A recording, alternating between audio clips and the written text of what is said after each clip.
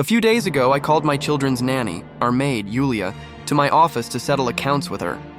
I said to her, "Sit down, Yulia, let's do the accounting. You often need money, but you're so shy that you never ask for it yourself.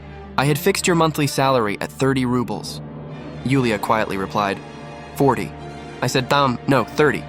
Everything is written in the ledger here. I always pay my servants or nannies 30 rubles. Yulia said softly, all right, as you say. I asked, how many months have you worked? She replied, 2 months and 5 days. I said, good. The ledger only records 2 months, so you are entitled to 60 rubles. But we'll deduct 1 ruble for each Sunday off. That's 9 rubles, because on those days you only looked after Kolya and didn't teach him lessons. Yulia's face changed color.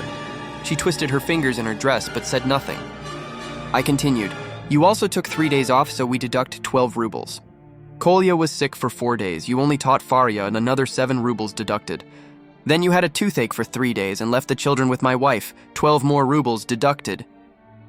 So the calculation is this. From 60 rubles, deduct 19.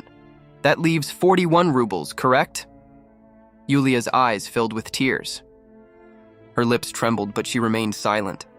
I went on. Before New Year, you broke a cup and a plate, 6 rubles deducted. Then Kolya climbed a tree due to your carelessness and tore his coat, 10 rubles deducted. 1 boot went missing while under your care, 5 rubles deducted. And on January 10th, you borrowed 10 rubles. Yulia whispered, I didn't borrow that. I said, but it's written in the ledger.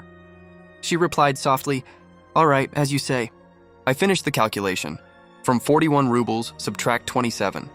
That leaves 14 rubles. Tears streamed down Yulia's face. Sweat glistened on her pale nose. In a broken voice, she said, I only borrowed 3 rubles, nothing more. I said in surprise, really? I didn't write that down. So if we subtract 3 from 14, that leaves 11 rubles. Here are your 11 rubles. I placed the coins into her trembling hands. She put them into her pocket and whispered, thank you. Angrily, I said, what are you thanking me for? For the money, she replied. I said, but I cheated you. I took away your rights, I robbed you, and you still say thank you? She replied quietly. Elsewhere, they don't even give this. Shocked, I said, what? That's strange. I was only testing you. I was teaching you a lesson. Here is your real salary, 80 rubles, which I kept sealed in an envelope. I handed her the money and asked, but why were you silent? Why didn't you protest? Can a person be so helpless that they cannot even demand their own rights?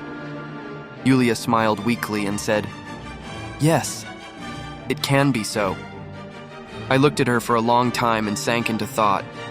How painful it is to be weak and powerless in this world.